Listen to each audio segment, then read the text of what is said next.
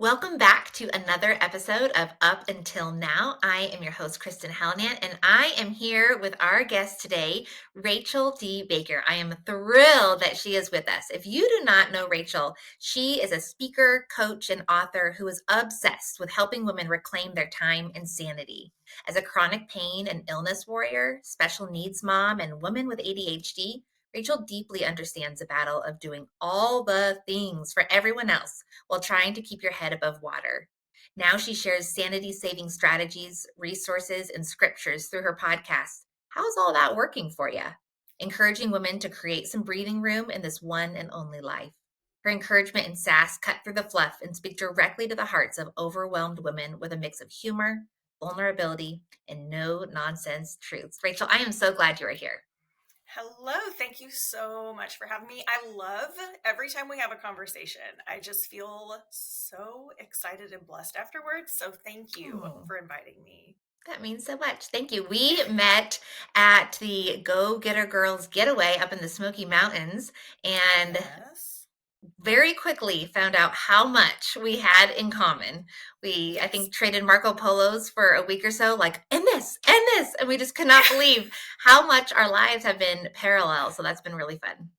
Yes, I love that. And it's so funny because there were several women there and you connect with different women at different time through there's no way you can just sit and talk to everybody. Mhm. And so by the time I had gotten around to you and we were talking, I had no idea who you were, anything about you, but it's like you said, instantly it was like, oh wow, we're like the same person. We have so much in common. We must be Yes. best friends. Yes, totally. Yes, I love it. So, on this show, we are getting real about all the hard things and then also taking responsibility for our healing. And I feel like you are such a good model of both of those things. Um, I know you've done some specific trauma therapies that you've shared with me before. Can you tell us what were those therapies and what made you get to a point in your life that you were like, okay, I'm gonna do something different here? Yeah, yeah. So this is, I would say, a newer thing. I mean, I'm still in the process of some of it. When I first started and was like, you know what, it's time.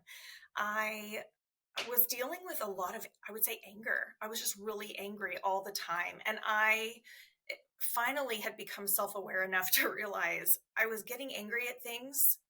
Either it wasn't proportionate, like my level of anger to what was happening. I'm raising two kids, and as they get older and their hormones are coming out, and I Oh just gosh, realized yes. I'm so mad all the Mm, time. And there's not a sufficient reason for this level of anger. Something else has got to be, I've got to get this under control. I mhm, don't like the kind of mom that I'm becoming. I don't like the kind of wife that I'm becoming. And I knew that there was a lot that needed to be dealt with. My first marriage, which, just side note, as a woman who was raised in the church and grew up in the church, and like that is never a phrase I ever imagined would come out of my mouth. mm, That just was not part of that culture and that life plan and everything. So to say my first marriage of 11 years, it was just toxic. mhm. Just the combination of us together um, was a hot mess. And so I knew there was a lot of healing that needed to come from that experience. Mhm. And I'm since remarried. At the time of this recording, we've been married 7.5 years. Mm, And so God redeems those things. But even in that redemption, even in the newness and wonderful, actual love, and what does that look like? And um, there were just so many instances of this is not me. This mhm. doesn't feel right. I Yeah. don't want to treat other people this way. I don't like the way I feel. And even just my relationship with God, I'm just mad all the Mhm, time. And so to get into trauma therapy, and I like to say it's like an onion, right? mhm. You're peeling back the layers. And so I have done a lot of work. Brain spotting, I think, is an amazing thing to do, um, to really hone in on some of those things. And I'm able to recognize now, oh, this is a time when I would get angry, Yeah. but I'm able to handle it better now. I don't get angry. I can stay calm. I don't have that immediate reactivity that previous experiences were causing. And I'd say I'm still peeling layers of the onion. I'm Yeah. still doing it because there are other things that are coming up from much, much earlier in life that I didn't even realize from my growing up years Yeah. were there. And so to recognize those and go, oh, that's a thing Mhm. too? Cool, cool, cool. Let's take care of that. Yes. I think so many women can relate to that feeling of like, I feel out of control and I don't like the way I'm constantly reacting, but I don't know how to change it. So tell us a little bit more about what brain spotting is and your experience with that. Yeah, so I had no idea, and it sounds very woo-woo when, and I don't consider myself a pretty woo-woo person. So when it was first presented, I was like, "You want me to what?"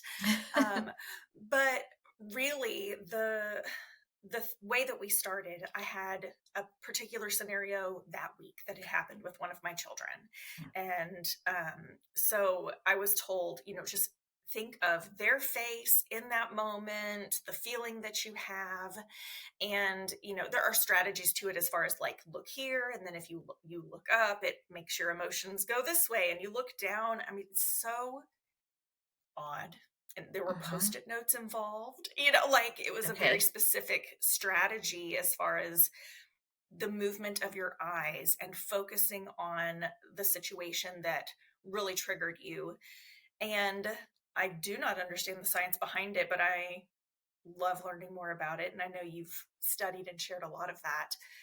Uh, but just within that process, focusing on how your body feels in that Mhm. moment as you're thinking of that memory, it was like a switch went off after a few minutes. I'm thinking of that person's face. I'm thinking of how I'm feeling. I'm noticing, my chest is tight and my jaw is tight and how Mhm. my body feels. And it was like just within a few minutes, my brain switched to a completely different image. So And the it idea is, I was, think it's similar with EMDR. The idea is that you yes. are reprocessing this memory and literally forming new neural pathways so that your brain is like, Mhm. okay, I can remember that happened to me, but I don't feel those horrible feelings inside of my body anymore. Yes. Well, Yeah. for me, I'll just say one scenario was with my son, who at the time was 12. We had some issue where he was telling me no, no, Hmm. I will not clean my toys. No, which when you hear, it's like, that's not a big deal to Hmm. get super mad. But girl, I was like raging, could not be in the same room. Like, I cannot believe you are telling me no. Hmm.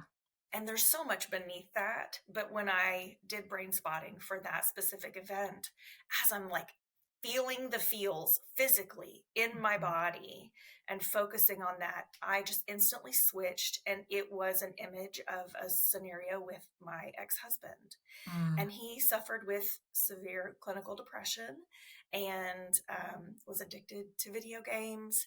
And I just had these images of his face and him saying that he wasn't gonna go to bed, even though it was 3 a.m. No, he Yeah. wasn't gonna go to work because he was too tired. There were just so Mm. many things like that. And it came down to more of this feeling like, why am I not enough Yeah. for you to do the things that we need to make happen? Why Yep. am I, which, okay, come back to scenario number one. I told my kid to put his toys away. Hmm.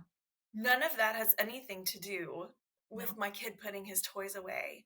But the physical feeling in my body was the same Mm. as those previous scenarios. And so part of the processing, I think, is the feelings also of the guilt and the shame of like Mm. responding to my 12-year-old kid in a way that my body and brain thought I Yeah. was in this much more difficult situation. Yeah. Not connected, but for my brain and body it was. And to process, so now, I mean, within the 24 hours, we had a similar scenario. Mhm. I did not have that same reaction. Yeah. I Trauma was able therapy, to I think, go, really brings in like a up until now kind of situation because you're like, up until now, yes, I did not have the capacity to respond appropriately and lovingly and with yes, any amount of emotional maturity. But it gives you the capacity in your brain to respond better. yes, to say, I'm really sorry that this isn't something you want to do right now, but it's Mhm. what you need to do. And you're not going to sit here and talk disrespectfully to like Yep. to do that at a level tone. The first time it happened at home with other family members, and my husband, my daughter, they're both like, what is happening? Who is this woman that's so chill? And again, as you do the processing, there's also dealing with like up until now, there was so much there's shame that Yeah. goes with it, Yeah. I feel guilty about, but all we can do is keep stepping forward. Yeah. And I'm sorry for before. This is how I want to be now. Yeah. And I'm really trying to live in that. The grace, right? Yep. Yeah. Grace every He day. fills in. Yep. Yeah, and speaking of the way we're living, on your podcast, you talk a lot about creating breathing room in your life. And I think for Yes. so many of us, like we're a mom and a wife, and we have a job and all these responsibilities, and it feels like almost like that's just like one more thing. Like, how am I going to create some breathing room? Can you speak into our frazzled minds? Like, what does that look like? Yes. So I like to say I preach what I need or what I needed. And I think God has given me this message because the more that I can speak it to other women, the Hmm. more I'm still hearing it because I still need it too, Yeah. right? Because it's like you said, like how, where, there's no space Yeah. for the breathing room. Um, and so it's not a thing that is mastered over here. I don't want anybody to think like, girl, I got this down. I'm just like, drinking coffee all day and watching TV shows because I've got it sorted. No. But that looks like instead of constantly putting yourself last Mm, on the list every day, recognizing that you have value, you have worth, and you mhm. cannot continue pouring into all these people Yeah. that you are trying to pour into when there's nothing left to give. Yeah. Um, or if it's, with this trauma therapy that we're needing to do, or maybe we don't need it yet, but it's something that we need to work through. Mhm. That's more like the water is toxic that Yeah. you're trying to pour out to other people. It doesn't taste good. Nobody wants it. Quit pouring it out. And so that's the piece where I say, you don't have to be last. Mm, I think, especially in Christian circles for women, it's Jesus first, others second, yourself last. Well, yes, we do want to serve others first, and Jesus always comes first. But last doesn't mean like bottom of the shoe, you're not dirt, you're not mhm, worthless. You yeah, are worthwhile. I think there are so many examples in scripture that we just skip over mhm, of creating breathing room for yourself, taking care of yourself. You love your mhm, neighbor as yourself. If you're not yeah, loving yourself and taking care of yourself, how are you loving your neighbor or your kids or your yeah. spouse? That's exactly what I And was just thinking so, of. yeah, and so you have to treat I hesitate to say self-care because so many people put that up like, I need a manicure, I'm going to go get a massage, which that can be it. But even like 5 minutes to myself with no noise, Yeah. that's self-care. Uh, Mhm, going to the store by myself, yeah, that's self-care. There are so yeah, many things, whatever you need to fill yourself back up yeah. is care for yourself. And so saying, I can schedule this time just like I schedule everything else. Mhm, I can show up for these appointments I set with myself mhm, just like I would show up to any other appointment. I'm not going to make an appointment with the doctor and then just not show up because there are dishes that need to get done instead. yeah. That would be disrespectful of their time, and I would never consider doing that. But if I say, I'm going to take 20 minutes today to read my Bible or journal Mhm, or listen to yoga nidra and calm my body down, like, but there's dishes that need to be done, or there's laundry I need yeah, to fold, or we constantly push ourselves off. And so the biggest way I know to do it is to schedule appointments with yourself, just Mm, like you would with anybody else, and then hold those appointments. They don't have to be hours long, but yeah. they do have to exist. It's really good. I think for me too, it looks a lot like saying no to things because Hmm. I am a calendar adder and so is my husband. And Yeah. so the combination of us both adding all the things to the calendar can get overwhelming in a hot second with 4 kids. And so for me, sometimes just saying like, nope, we're not going to accept that invitation, or we're not going to go book that extra baseball tournament that we don't have to book, or whatever it is. Yes. Yeah. Yeah. And a lot of that, people have said to me, a lot of ladies have said to me before, but that feels rude, or if I tell Mm, someone no, what if they need me, which that's a whole thing. But one thing to consider is when you say yes to something, you are saying no to something else. mhm, mhm, You can't say yes to one thing without saying no to something else. So even if you say yes to that person who needs help moving, yes mhm. to that extra baseball tournament, yeah, whatever it Yep. is, you've said no to probably many other things to make that thing happen. Yeah. And so it's what's the priority? What's the trade off? If I Yeah. say yes to 10 minutes for myself, Mhm. I am saying no to something else, but that's probably a good boundary to hold because if I don't have this 10 minutes to myself, Yes. everything else is going to fall apart because I'm a cranky mess if Yeah. I don't have it. Yeah, Lisa Whittle talks about doing a value calendar, and I've heard people say you can tell where your priorities are when you look at your bank statement, because where your money's going, that's where your heart is. And I feel like the same thing with our time. If we sit down Yes. and calendar out, like, where is my time going? How many minutes a day do I spend doing this or that? Then it's suddenly real Yes. easy to see what your priorities are, regardless of what you thought they were. Exactly. I was looking for it. I just wrote down a quote the other day. It's John Acuff says, the calendar tells the truth, Oh, that yes. you can't avoid if it's on, it's on the calendar that tells what you are prioritizing, what your values are. Yeah. And so I know one thing we've talked about, we can get into boundaries and stuff, but just with kids, Mhm. we don't do all the things. I don't have super Yeah. sporty kids anyway because they're like me, so it makes it a little bit easier. But even like there's drama and chess club and band Mhm. and with youth group, and there's all these things.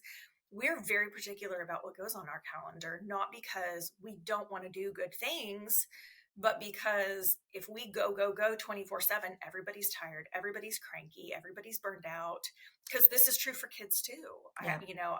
They don't know how to do this yet. And No. so for me to model it and to talk to them about how we protect our time and space, Mhm. it matters. And Yeah. so it's not something I was always good at. No.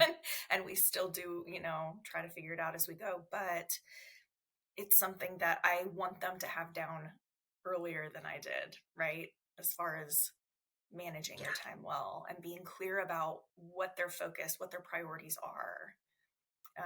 I really just want that for them. Yeah.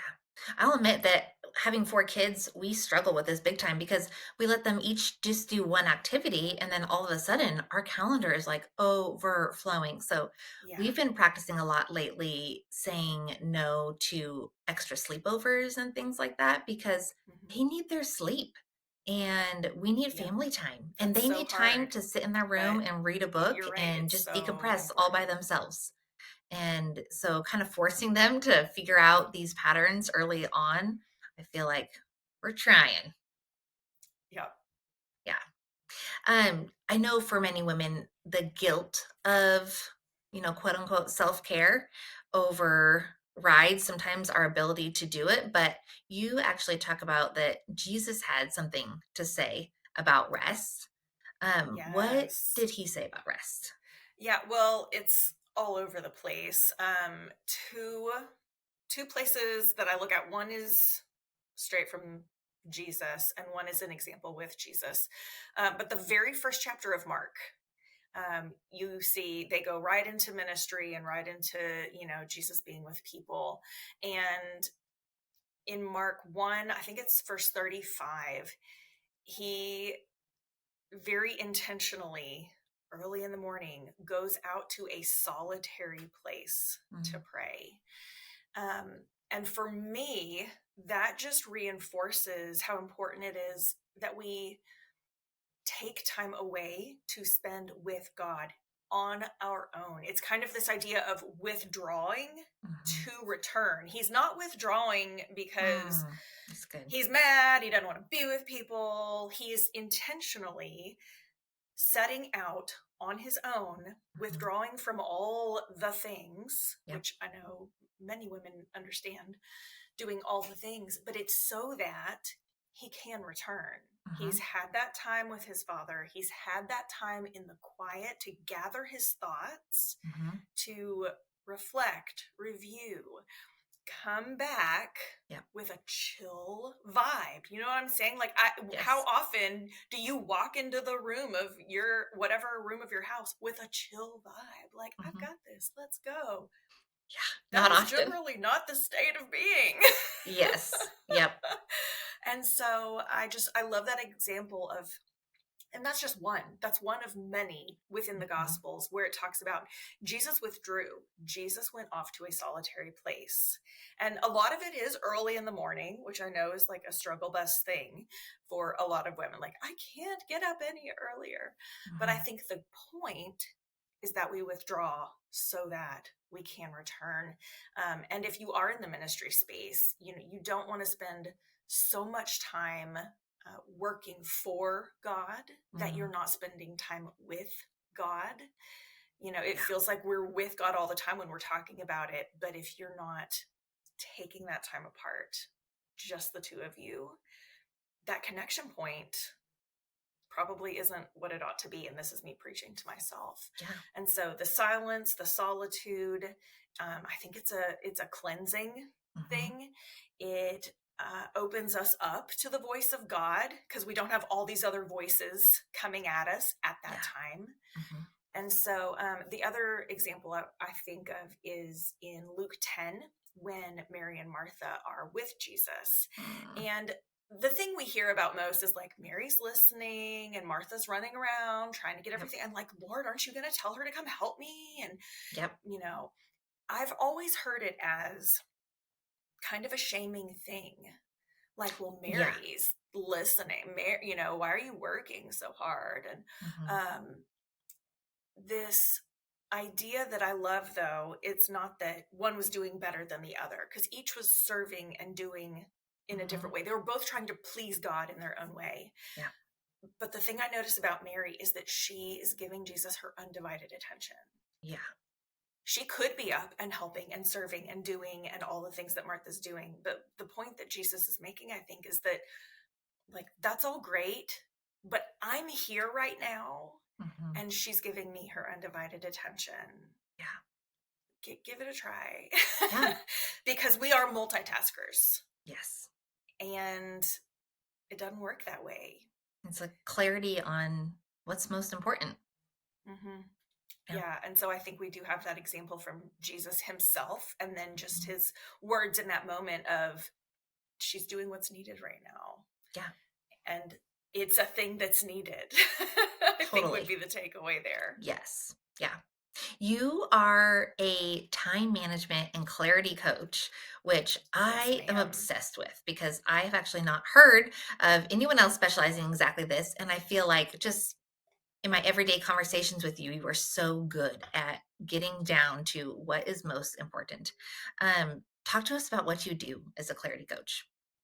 Yeah, I love what I do because I get to sit with women who are feeling overwhelmed, who do put themselves last in Mhm. everything. And it's an honorable thing, it's a servant hearted spirit.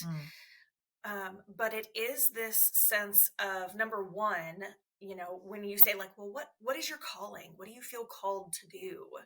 Yeah. To get that, like, blank response, often I meet with women who don't know that they have permission to have a calling. Mm. And so that's kind of step number one is God created you for a purpose. You Yeah. are God's handiwork. You were knit together in your mother's womb for a purpose. There are good works placed ahead of you for you to do. All these scriptures we look at, um, and there are just too many women who feel like they don't have permission Mm. to acknowledge that they might have a purpose, they might have a calling, and it might Yeah. be something other than washing dishes or changing diapers or whatever stage that you're in. Mhm. And so that's really the first piece of it is just like, yes, you're allowed. Mhm. Yes, it's in there. And then another piece of that is just listening to what all is going on. How do we feel about it? What do we love? What do we not love? What do we wish we had more of? Hobbies is a taboo word a lot of times. Like, who's got time for hobbies? I can't have Mhm. hobbies. Mhm. And to acknowledge that that's even allowed. And so there's the mindset work of, yes, you are a human being with wants and needs and strengths and skills and passions. Let's see if we can pull those out a little bit. And so a lot of our conversations are just me listening to things they've loved, even like when you were 10, what was something you loved to do? Let's pull that Mhm. out. And you have to kind of go that far back sometimes. And then to identify what are the strengths and the skills and the passions Mhm. that this woman was created with. Yeah. What does that look like in this season of life as far as using those to serve other people and glorify God? And that also includes what are the things that are not your Yeah. strengths and skills and passions. I carried a lot of shame for a long time because my whole family, there were a lot of women who loved to cook and they did it Mm. well, from scratch, cinnamon rolls and pie crusts and homemade breads and all these things, and big elaborate meals. And I I'm not great at it. I don't Mhm. love it. It does not bring me joy. I love hospitality is a big deal for me. Mhm. I love having people in my home. But I would just as soon get takeout Yeah. or everybody bring something to contribute. And that's not the general vibe in my extended family. And so to hit a point where I could say, this is not my strength. This Mhm. is not my skill. Inviting people in and making them feel welcome Mhm. is that Yeah. is something God gave me. I love hosting people. Uh, the cooking piece doesn't have to be part of it, and that's okay. I love And that. so there's a permission piece, Yeah. there's a self-awareness piece, and then what does that look like moving forward? Because this is our one and only life, Mhm. and we want to do something with it other than feeling like we're constantly running on a hamster wheel. Yeah. And And I there's love just that. such freedom in that. Yeah, when you're digging into the clarity piece of it, part of it was unpacking some courage to have hold boundaries. You had to hold a boundary with your family. I'm not good at this. That's not where I find joy, but I'd love to serve you and love on you in this way. And Yes. I think for so many of us that have experienced a lot of pain in the past and we haven't done much in the way of healing yet, finding our purpose and finding clarity can feel so hard because there are Hmm. so many lies of shame that we're believing. And Yeah. there's all of these big reactions that we're still having on a daily basis that are getting in the way Yes. and feeling like they're adding to the weight of our just day to day living. Yep. And we're just desperate for not just clarity, but like just like a sense of like creating some breathing room, like you say. Yes, yes. Yeah. And with that, like you said, there's a lot of things that do carry shame or guilt or to if you haven't gotten to the point where you've done work around that and you still have those big feelings, I think there is that sense of freedom and the Mm, moment of breathing when you're able to say, I am good at this thing. mm, And it looks different in all seasons of life. I love when I've spoken to groups of women about this. I talk with girls who are in their 20s and what these strengths and skills look like right now. mhm, I talked with one sweet lady who's in her 80s and I did this my whole life and I've done this and I loved yeah, this, but I'm 80 now and I'm using a walker and I'm stuck at home. Like, what can this look like? And for us to talk about, like, what can that look like right now that is fulfilling? Because when Mhm. you live in your God-given strengths and skills and passions, whatever that looks like in the season you're in, it is so fulfilling. Mhm. And for those who do have a lot of pain, shame, all of those things, to have a thing that fills your cup, that leaves you feeling like you're doing what you were meant to do, is Mhm. such a blessing. Yeah. Regardless of where you are in the journey of healing, Yep. that's a blessing. Yeah. You're totally right. Um, okay. Um, Talk to me a little bit more about how these skills overlap with boundaries. Have you seen in your own life that your skills with boundaries have gone up with the more clarity that you've gotten? 100%. Yes. And this is a very silly example, I feel like, but a very practical one. So I'm going to give it. Good. I mentioned the cooking thing. Well, at church, especially, when somebody's had surgery or a baby or someone's died or like anything, what do? We Mhm. feed people. I don't know that it's Mhm. that way in every church everywhere, but that's how I grew up. It's how it is now. Mhm. Oh, something's wrong in your life. Let us feed you. Yes. And so I, again, the shame and the guilt, like I feel like I should sign up for that meal train or offer to bring them a meal or whatever it is. And I've did it for so many years Mhm. because supposed to, right? Mhm. We should all over ourselves. It's gross. And that was so heavy on me for so long. And when I hit that point of living in my strengths, living in my skills, and placing boundaries around the things that are not mine, Mhm. there was such freedom. And the Mhm. first time or two, it was like, oh, I should, but I'm not gonna. It's like, kind of Yeah. gird up your loins, like, I'm not gonna do it. This isn't mine to Yes. do. There are other people who do have that strength and skill who are Yep. excited Mhm. to do that thing.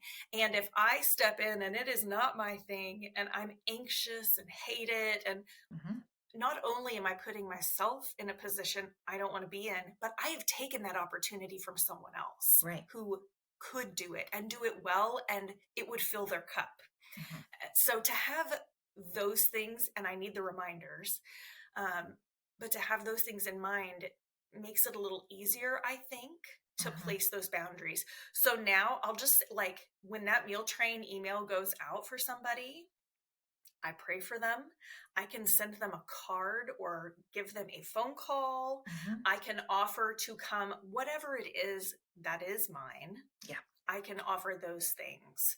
Can I grab a coffee to go and bring it to your house and sit with you for a while? Mhm. Girl, I can drink coffee with you and talk all day long. Let's go. Mhm. And then someone else can bring that meal. Yeah. That allows me to say, I'm not signing up for meal trains anymore. Mm. Not because I don't want to bless that person, Yeah. but because I can do it in a different way. Yeah. That's a So really practical picture of freedom. I love that. Yeah. it's Tell it's us. mine. Yes, good. Um, my favorite question that we ask everybody at the end is tell us something you are currently finding freedom from by finishing the sentence up until now.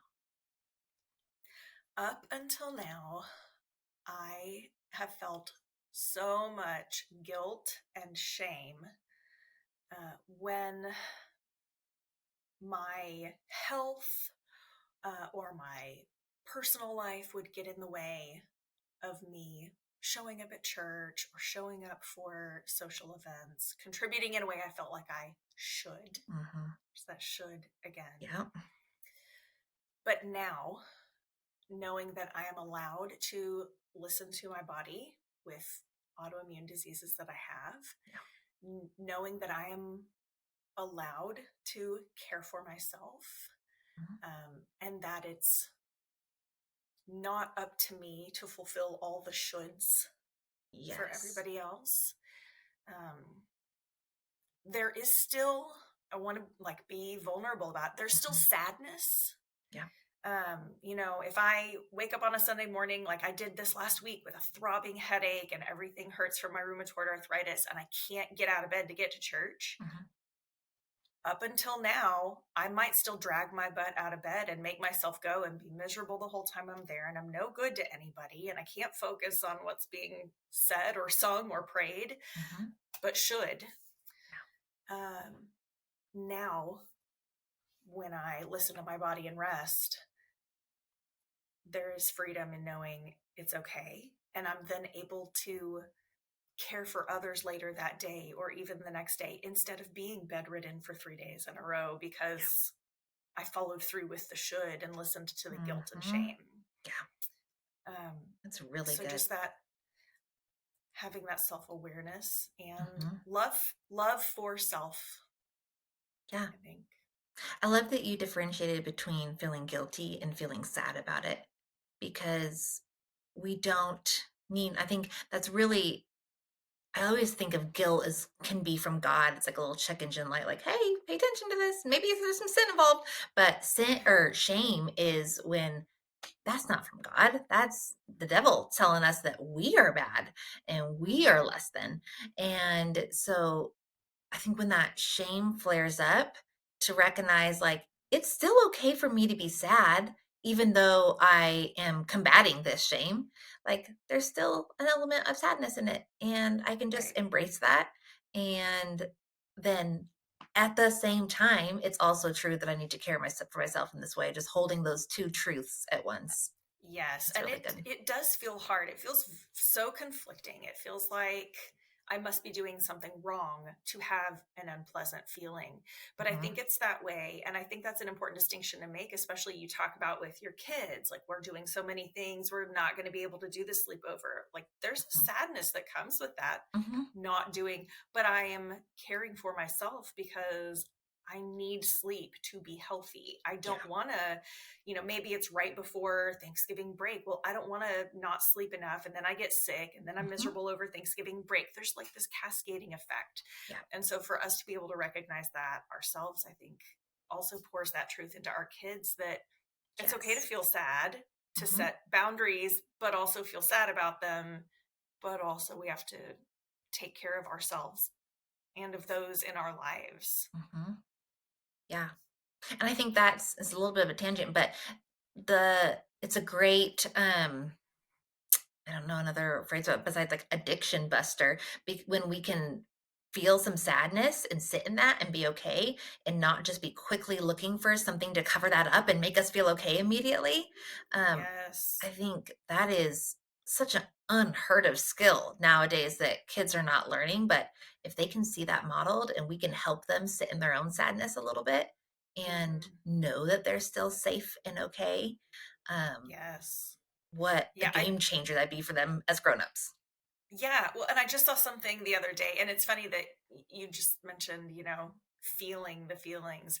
I'm really good at feeling other people's feelings, and I'm really good at rationalizing my own feelings. Like Yes. logically, I am sad right now, but to Mhm, feel the mhm. sad is a whole other, and I didn't know. I didn't know there was a difference until Yeah. I went in and did my work. Mhm. And so I think part of I saw something just the other day that says the more you feel your feelings and sit with them, the more you're able to identify them.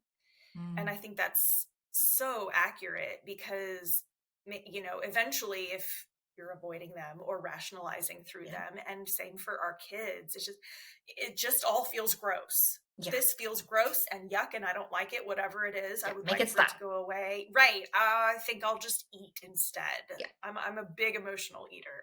Mhm.